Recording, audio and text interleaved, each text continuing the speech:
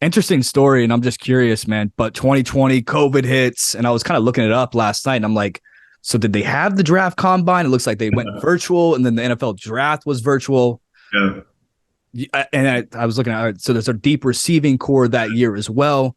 Yeah. Why do you think that you didn't get drafted? Because you were definitely Yeah. good enough to get Yeah. drafted. Honestly, man, I'm not even gonna lie to you.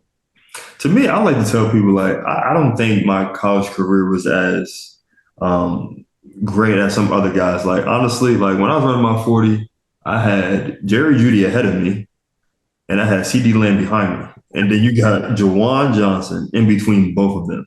And I'm like, bruh, you about to see a fast guy ahead of you, a slow guy, and then another fast guy. And I'm like, ah. So honestly, it definitely wasn't pressure. It was just like, man, like this is so interesting to know that we have such a Yeah. deep wide receiver draft class. Obviously, Justin Jefferson in that mix. Man, it was a great group. But I think honestly, I think it was the best thing for me that I wasn't drafted.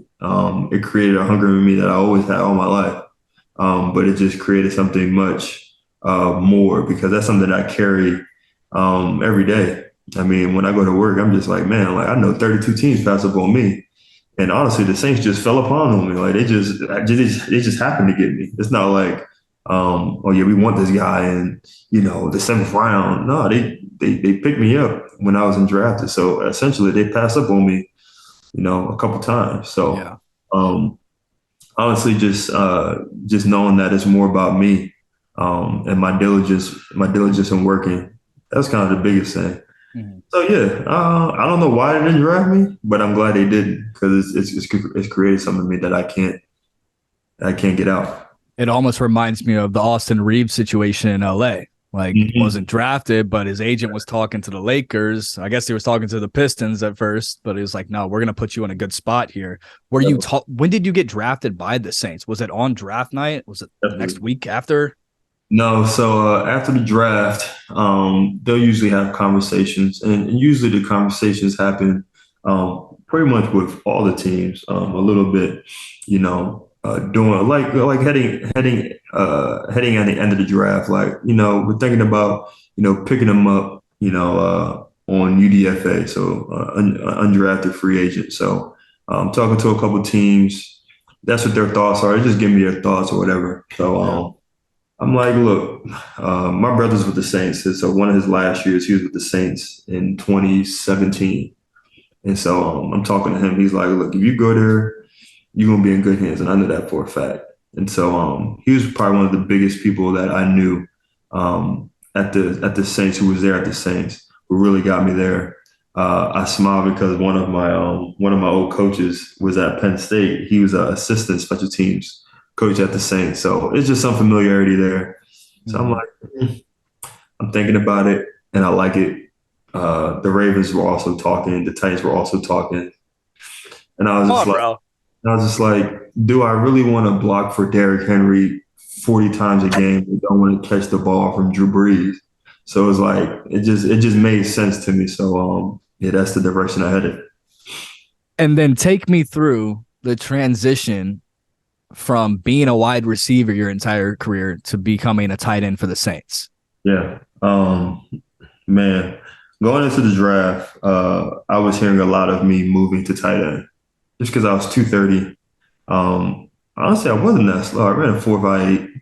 Honestly, in training, I ran 4.4s in training, and then I freaking choked when I got to the combine.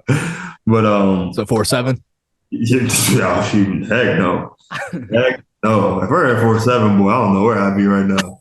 But but no, yeah, man. I always wanted to be a tight end because I feel like that'd be a mismatch for me.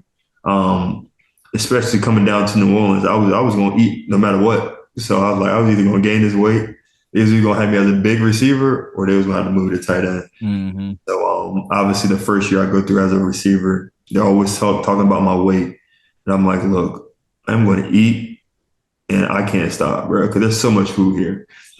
And so yeah, man, like the off season after my first year, they was like, look, Juwan, we're gonna move you to tight end, and we're just gonna have to see what you do. Did you have a problem eating so much? Definitely. Yeah.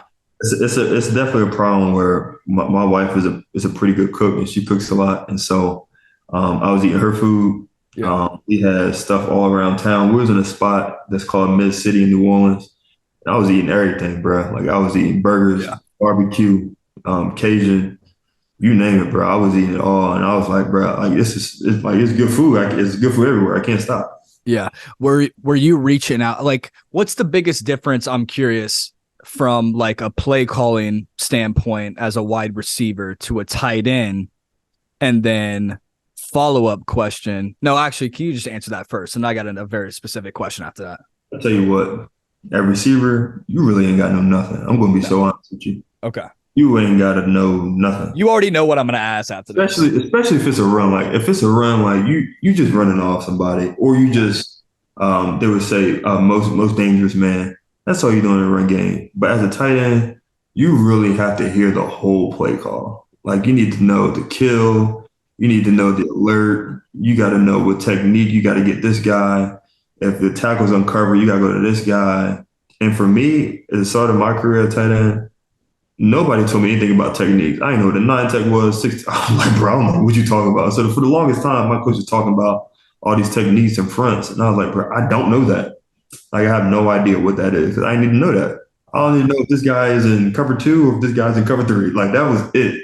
Yeah. So yeah, it was just it's a totally different world as a tight end than as it is as a receiver. You already know what my follow-up question was going to be. The play calling sounds so ridiculous to a casual fan. Are you listening to one part of the play, or as a tight end, it sounds like you're listening to the entire play?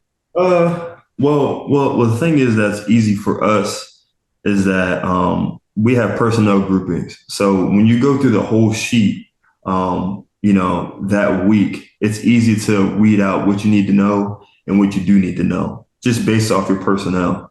Uh-huh. And so, if there's like 12 tight ends with an occasional tag, like, so say if it's like, Juwan, 12 personnel. So two tight ends are out there. I usually know what the play is based on the situation, based if it's third down or if we're in the red zone. I know it's coming. So you'll say like a few words and I'll be like, all right, I know what it is.